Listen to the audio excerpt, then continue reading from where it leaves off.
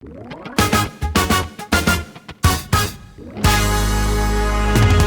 the right light, in the right time, everything is extraordinary, and counselors help us find the right light and the right time. Hello, and welcome to our brand new episode of Adolescence Unfiltered, where we bring to you true talks and unfiltered stories.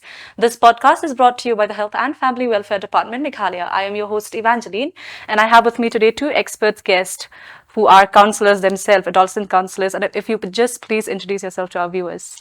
Hi, my name is Christine Ajay. I'm the adolescent health counselor from Ganeshdas Hospital. Hi, my name is Pida Hundakar. I'm the adolescent health counselor from Civil Hospital, Shillong. Thank you so much for being here. And Christy, despite your voice, I almost feel sorry for you, but thank you so much for being here. I'm sure you will have a lot of valuable insights to give to our teen viewers and listeners out there. Although your voice is a little bit husky, but I feel it's nicer to, if you listen, especially on a podcast, I feel if I heard that voice, I'll be like, ooh, interesting. Nice. Very nice.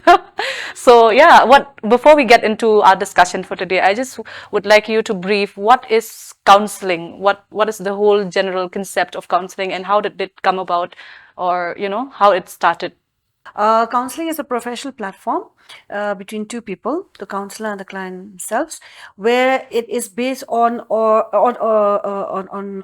platform of trust, Yeah. confidentiality, where the person coming with the problems is being looked into professionally, and corrective, suggestive measures are being taken, or any kind of help is given professionally. So when we speak about counseling, right, there's a lot of misconception in a sense that, when people go to counselors, you'll just go for one session, they'll give you an advice and that's the end of it. But I mean, if you study counseling, you find that it is not about giving solution. It's about helping clients tap into their own potentials and to solving their own problems. Absolutely. Yeah. Counseling does not involve solving problems. A person may come to you with probably 100% problem. It's about allowing the person to share whatever challenges, whatever difficulties they have.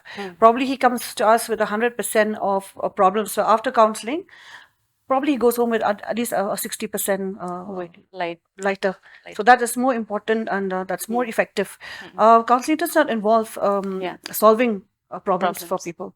It allows the people to actually be independent and be able to manage things on their own. Yeah. Speaking of counseling, when a person, we think that, just sharing with my friends is enough to take the weight off my shoulder, but we fail to realize that, a certain problem has a source there. There's a source for some certain actions or certain feelings that you're feeling, and we don't have the capacity into tapping into why did this happen? Why am I feeling like this? Or why am I going through this? And there must be an underlying factors. I feel counselors help us find or identify that underlying factors and help solve. Maybe it could be a childhood trauma. Sometimes our memory has totally blocked off, right? I feel, you must have had a lot of cases of. Yes, we do. When you look at teenagers, adolescents from 10 to 19, 19 years of age, there's a breakup of that age. We have the early adolescents, we have the middle adolescents, and we have the late adolescents. The early adolescents constitute from 10 to 13, and then we have the middle adolescents from 14 to 16, and late adolescents we have from 17 to 19. So a problem that may occur for a 10-year-old or an early adolescence will be totally different from that of a middle and a late adolescence period. So the problems that they come up are varieties. Are they are like they come up with their own challenges that for us as counselors we are required to understand every aspect of those challenges. So what are the kind of problems that teenagers mostly come to you with? Oh, teenagers, they have number of challenges they come up with. It can be a simple problem like not eating well, or it can be to a very severe problem of mental health, like being suicidal, being depressed, or being hysterical about things, about aggressive behavior, or it could be not doing well at exams. It could be family problems. Then it could also be early marriage or teenage pregnancy. It could also be substance abuse. So, speaking of these problems that these teenagers are facing, not just, substance misuse, but other problems that they're facing, like stress or anxiety or depression, what does this usually stem out of? When you look at mental health among young people, I mean, now that we've seen over the years that we have dealt with a lot of young people with mental health problems, there arises of again many factors. One could be an abusive family, an abusive home environment. It could be the father's an alcoholic or mother's an alcoholic. Sometimes there is nowhere to run, nowhere to hide, nowhere to escape. But it could also stem out of bad relationships. When I say bad relationship, it goes both ways. Friends or even having a Significant. a relationship, in a particular relationship, or failure in exams. Because for them to be having these mental health issues would mean that there is no supportive, positive environment for them to really rehabilitate. And that's where counseling comes in. That's where counseling sets in. So can counseling be, because we know that sometimes counseling can happen between peers and between, just family members. We can sit down and do counseling with one another, but I feel there's a huge difference when you actually go seek professional help than you talk to someone who isn't a professional, right? Very true. Because when you look at adolescents, again, because we are talking about adolescents now, adolescents have a period called they identify themselves with the same group. Peers. Yes. It could be a clique, that is a group of friends, or it could be a gang. I mean, that kind of a group.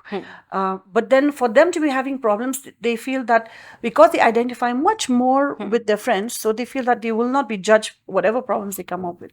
So friends will understand. Not solve their problems, but understand them. So by going to a counselor would mean that, I may have I feel that something is wrong with me. Why am I going to seek professional help? There's, I won't say stigma, but there's that tag that is attached to it. Like, I mean, a problem is not as huge as everybody thinks that I should go seek a counselor. My friends can handle it. Me and my friends are like having these problems every day. So it's just another day for us. So why seek that kind of help? Sometimes we fail to realize that we all have our own capacity of dealing with things, right? Something that might affect me might not affect you. It could be the same exact situation, but we all have our own coping mechanism, so to say. Yeah. And so some need it more than the others. And I feel we should, not be afraid. Sometimes it could be the smallest problem and you feel like you can't take it anymore. Absolutely. Seek professional help. And I think the fear of, seeking professional help or going to counseling also stems from the taboo that surrounds it, right? The stigma that surrounds it. Or if you go to a counselor, there's something wrong with you. Something is wrong with you. And I remember when I was in school, if I was sent to a counselor or my friend was sent to a counselor, it was because they did something wrong or they're misbehaving. And it was sent as a mean of disciplinary in itself, and not because, they're going through something. So going to a counselor would be like, you did something very bad. It would be sort of embarrassing also because there's that stigma that surrounds it. Very true. It still is attached to it actually today. Sadly, that young people seeking help is being looked at, you're weak. You don't have the strength. Or you are like poorly developed. Or you cannot, your decision making is very poor. Something like that. So sadly, it still exists till today, and that's how young people do not get the help that it's required. They need. Sometimes I feel because teenagers are often, overlooked because they're too young. What could they possibly deal with? What could they possibly have? What do they have to worry about? It's just a phase. She doesn't have anything to take care of or something to worry about. Like what could she possibly go through? And they fail to realize that even teenagers, even among their peers, maybe going to school, they're not treated well. I got a lot of DMs and comments on bullying and peer pressures. They were like, I've had cases where till now that I'm still traumatized that I was bullied a lot as a kid in school and I would not be able to tell my parents. So I think at first stance of being bullied or being targeted or being, being picked upon all the time, I think if it's too much, they should be able to tell at home, and parents should be able to provide for them a safe environment where they can actually share what's happening to them in school or every day with their friends. So they can go to school, they can report this to a teacher, they can report this to the principal, or share it with somebody older who they feel can talk for them, can be their voice. It could be a parent, it could be a sister, it could be an elder brother. So that can happen. That medium can actually be explored. Yeah, I feel like we've spoken about this off camera, and I feel like even teachers, I don't know if they have it in the curriculum to have counseling as a subject because they're mostly dealing with kids 24/7, right? Yep. And whereas counselors are in their offices, unless the child comes to you with problems, then you can help them. Whereas teachers, they are there, they're witnessing it firsthand of the behavioral changes, or sometimes I feel there's a lot of discrimination when you see, especially in schools and classrooms, when you see a child acting out or misbehaving or they're discriminated. Oh, she's such a bad kid. Like teachers, but if they're equipped with the knowledge of counseling and psychology as a whole, if they see these signs, they would know that there's actually something. The child is actually going through something, and they would they're projecting something out. Saying that they need help. They need help. There's something maybe going on at home. Maybe something is going on with their peers, and if helping them understand their child better or how to parent them better. As parents, I feel they should spend more time with their own kids. Like we have discussed earlier, like parents, they don't have time anymore. And if they have time also, they're all busy with their phones. Yeah. So why not have like 24 hours, just 1 hour, sit with your kid and ask what happened to you? Like the whole day, what did you do? What did you do in school? But it cannot just start at 13 or 14. It should start from a very young age. They should practice when you have a baby, right? From the time when she's born or he's born. Like, I'm dressing you up, I'm making you wear pink, I'm making you wear blue, I'm making a tiffin, or right from a young age. When they practice it, they will not have the problem because the kid is, he or she will know, like, oh, I can talk to my mom, or I can talk to my dad. And when you do it suddenly, like, hello, let's talk about our feelings, and you're not used to doing it, it becomes weird, no? Yeah. Yeah. Like, As a family, you should bond on a certain things. Yeah. Okay, not only like birthdays or giving them gifts, a school dropout and teenage mothers on a high. Yeah. I feel like through this podcast, we want to convey to our teenagers listening to this podcast, we should make informed choices. If you feel like you're ready for a relationship, like, who are we to say, right? But you should understand if you are, check first, are you physically ready? Are you emotionally ready? Are you socially ready also to become a parent? Are you financially ready? See, there's a lot of question marks. So even if you do get into physical relationship, make sure you make informed choices. healthy, informed choices. Healthy informed choices. And getting, teenage pregnancy, I mean, it causes a toll on your physical health, because being a teenage mother, it has a lot of health implications.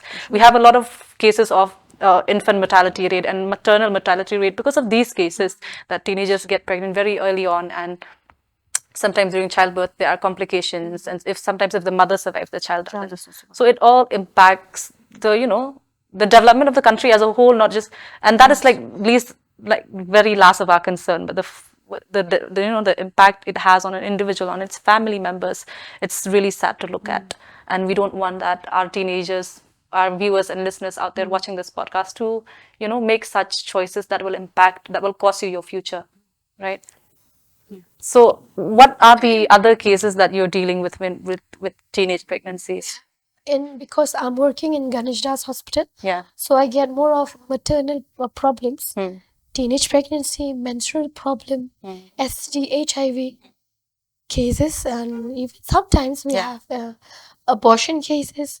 So here when we talk about abortion, so a young girl comes to the hospital. Okay, we don't tell them like, okay, fine, you're going to abort. No, it's not that easy. It's very complicated. Okay, so we don't promote much, but like, if she comes at a very late period, okay, we ask the girl, okay, and we talk to the parents of the girl. If you don't want the baby, deliver the baby here in the hospital. We can give the baby for adoption.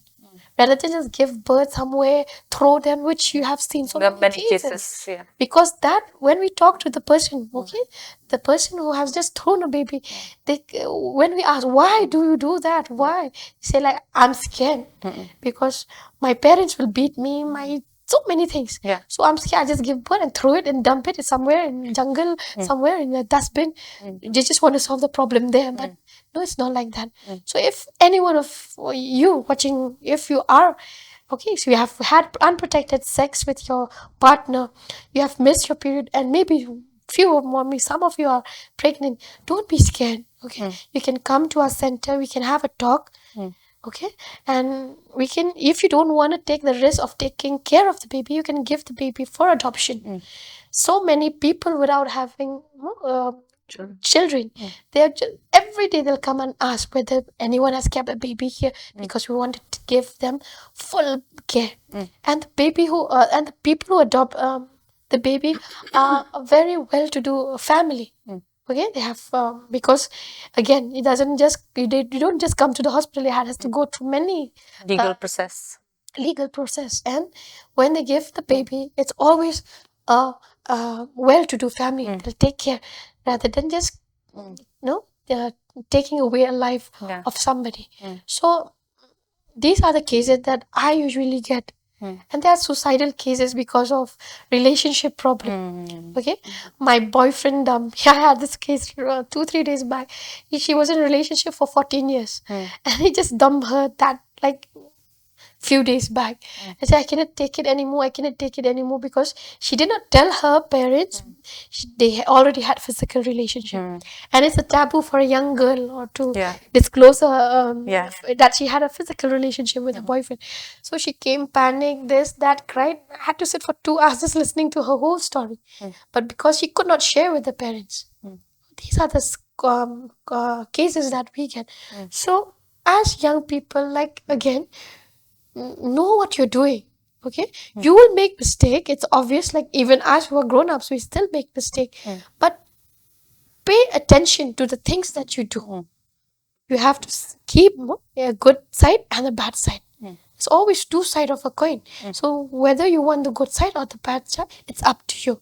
We can give you, we can help you, we can give you information, we can give you choices. It's up to you to choose which one is helpful.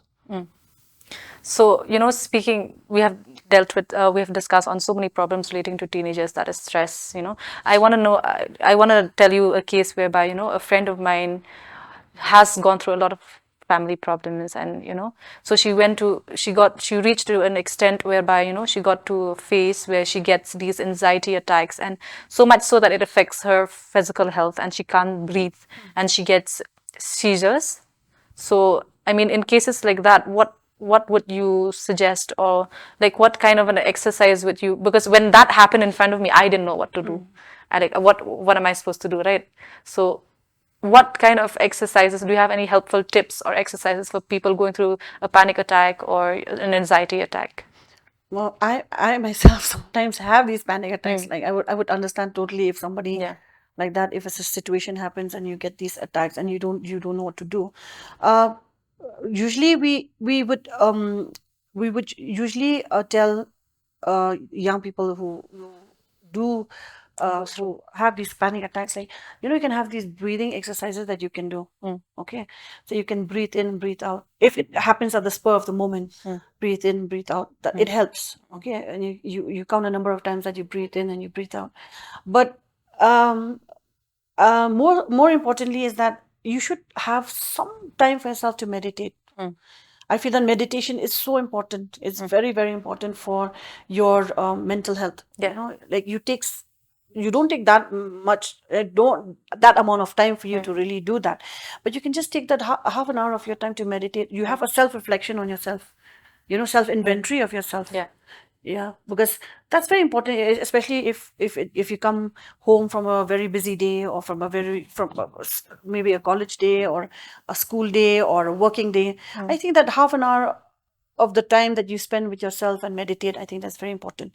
Because you get to reflect on what is happening to you, on what you need to change, what needs to be achieved within yourself. I feel self-inventory is very important. Usually we used to have this with substance users, clients, when they come to us with very mental health conditions, that they anxiety and depression and all that. So we always tell them that you should have at least 1 hour of your time to have some self inventory, some sort of a process that you need to process within yourself, like, what is wrong with me, or what do I need to change, or do I need help? It could be anything. You yourself, you know what's happening with you. So self inventory, meditation, and now that we have yoga classes everywhere, almost everywhere, I think we have these yoga classes that we have, they can always opt for that also. Or you can go for Zumba, or you can go for dance class. You need to let out all your stress out. That's very important. How you let it out, it's all on you. But it should be a good, healthy choice that how you let out your stress. It could be dancing, it could be sports, it could be. That's what we do with drug users, recovering clients of ours. We always tell them, adopt a habit, adopt a positive habit that you need to inculcate within yourself. That you need to have a healthy mindset. Because when you sit alone, we all know that the devil works very well when your mind is empty. So don't do that. Don't allow that to happen to you, because again, at the end of the day, it's what's in here that's going to control how you behave. Okay, so have these things, have these good habits you need to adapt. There's so many things now that you can do here in Shillong, so many programs that you can have, so many activities that you can do. I think for us also as counselors, we at the end of the day, we need to do that. We need to let out all our stress. Sometimes we have burnout also, that requires for us to really, I mean, at the end of the day, we're all humans. So we need some sort of a good environment, a good, an outlet where we need to let go of the stresses that we face every day. So we're still human at the end of the day. So let's just choose how do we do that for ourselves. It could be anything you want. As long as it's healthy, it doesn't matter. Doesn't matter. Like you said, right? What we have in here controls our behavior. Absolutely. Right. It's all. So teenagers is a phase that there's a lot of mood swings, and there's a lot of tantrums here and there, and a lot of rebelling. No idea. No idea. So how would a parent differentiate between a normal teen mood swing and it's actually a sign of a child going through something? For a child to see, it's normal to have mood swings. That's part of growing up, actually. For a child to be having these mood swings, and I would say anxiety, but tantrums, trying to voice out, it's very normal. There's nothing to be for parents to panic about everything like that. But when that is like too much of it, when the time frame and the frequency of those attacks, of those signs that the child has is much more than what is required to be, then it should be a matter of concern to the parent. If it's like not getting a sweet or not getting anything else there and then it just dissolves, then it's fine. But if it's more than the time frame of how the child is voicing out, then that is a matter of concern. Tantrums can start from a very early age, and we have like behavioral these attention behavior problems also at a very young age that needs to be diagnosed at a very young age, where young child can actually exhibit all these signs and symptoms that the parent needs to understand. But if it's much more than what the child's supposed to be, then the parent should take that into consideration and seek help and seek professional help. Only a professional can actually be telling the parent if the child is just undergoing a phase in his life growing up, or is it a disorder that needs to be giving that attention to. And also, if I feel like if there's somebody is getting a gut feeling that my child is actually going through something, it might be nothing, but then there's no harm in sending them towards a professional help, getting professional help. There's no harm. That way, you also get to find out, and you won't be just guessing. If parents are very confused about where to send their child to, they can actually, they can actually come to counselors. Counselors are able to, I won't say diagnose, because we cannot diagnose all those things. They can actually reflect, or they can actually refer them to probably a higher authority that can actually look into. If they're too uncomfortable, probably go to a psychiatrist. Or probably parents will be in denial, like, why am I taking a child to a psychiatrist? It's just a behavioral change that is like very common among childhood. There's nothing wrong with my child. So that again can become a problem later if the diagnosis is a little bit late. So if like you said, if there's a gut feeling that okay, my child is not behaving as normal as it should be, then if they don't know where to go, they can always come to us. We can always guide them. You can always tell them, reflect on what is happening with the child, and we can refer them accordingly, and we can help like that. So we can actually look into the child's behavior, and we can see what we can do at our level, because sometimes behavioral conditions also requires psychiatric help, will require medications, all that. So that is not for us to look into, but we can actually refer, we can actually help the parents to seek help. So, teenagers being, I would like to conclude by saying that teenagers is a phase that we have to navigate a lot of emotions. We're still trying to figure ourselves out and our self-identity. How can, a society or, professionals like yourself can help these teenagers navigate this stage of lives? See, now that the adolescent-friendly health clinics are available everywhere in all the districts of the state, we'd like the young people to understand, to know that they're all counselors and all the 22 counselors are available in all the districts of the state. We are at the district hospital, and Christy. I'm at Civil Hospital Shillong, and Christy is in Ganesh Das Hospital. This is a program that is again being implemented by the health department. That is free, of course. Young people should know that this is free. These are services that are being given to help you people, to help young people, whatever condition that you have, whatever you feel challenges are disrupting your life, everyday life, or you feel you don't understand what is going on with yourself, because at this stage of life a lot of changes are happening with the hormones and everything, so you don't, sometimes it could be just be that, or you could actually be having some sort of a problem. So please seek help, and you can come to all the adolescent friendly health clinics. We call them Friends Corner around the districts of the state.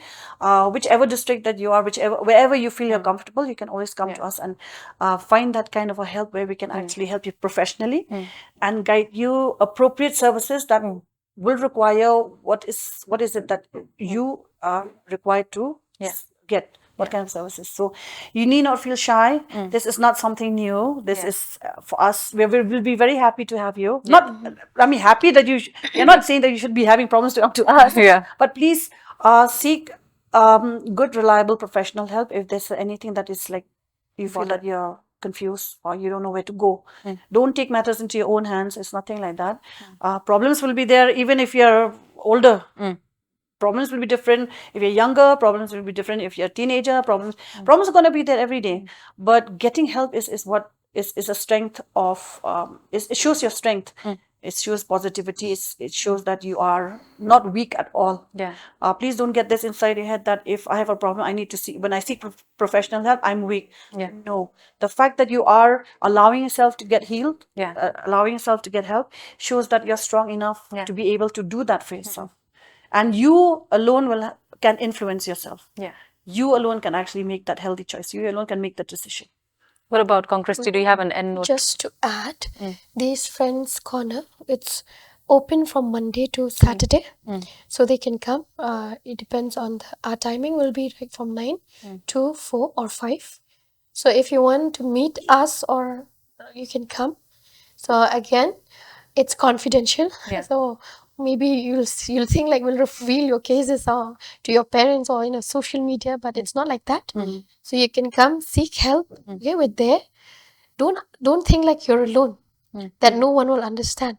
We have gone through the same stage as you, your parents, us. So you can come. We'll talk. If you feel like no one is listening to you, we are there. Okay, so you can avail these services without feeling shy, because again, for like my center, it's in Ganesh Das. It's away from the OPD. It's you won't even know that people are looking at you. Just because you come to the hospital, it doesn't mean that you're sick. Okay, you can just come chill with us, have coffee with us, also no problem. So understand that there is a center. I've heard like some people, they don't even know that there's a counseling center.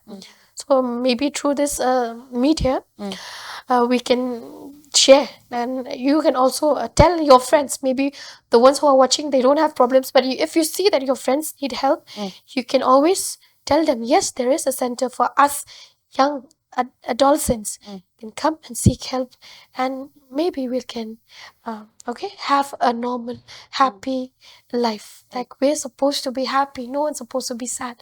So you can come and avail yourself with our services. Thank you, barrier, actually. There should be no barriers for you to actually come to us. That's all I want to say. Like, no barriers, nothing of that sort. It doesn't matter whether it's school or college or out of school or whatever. There should be no barriers for you to getting that kind of a help. So come to us. Yes. That's right, listeners and viewers. If you feel like you need, just a let out, or just something to let out of your system, something, there's a weight on your shoulders that you feel you need to, let go of, there are always counselors there for you to help. Your Kong Pida is in Civil Hospital, and again, Kong's Christy is in Ganesh Das. Do avail these services, and if you feel like you're going through a mental health problem and you can't come physically, we will be providing a toll-free number down below. Please feel free to call and reach out for help. You can call in Khasi, Garo, whatever language you feel comfortable in. And I hope you've enjoyed today's episode. You've taken something back from our discussion from today. And if you feel like you have any more queries or any more topics that you would like us to discuss about, and if you feel like some certain problems that we've missed on that we haven't addressed, please feel free to comment down below. And if not publicly, we will be providing to you a link anonymously whereby you can submit your thoughts and your problems and anything you want to just chat about or talk about, right? So thank you so much for tuning in today. Please like, share, subscribe, and comment down below. And follow us on an Instagram handle, that is at Adolescence Unfiltered. This is Video Host signing off. Thank you so much.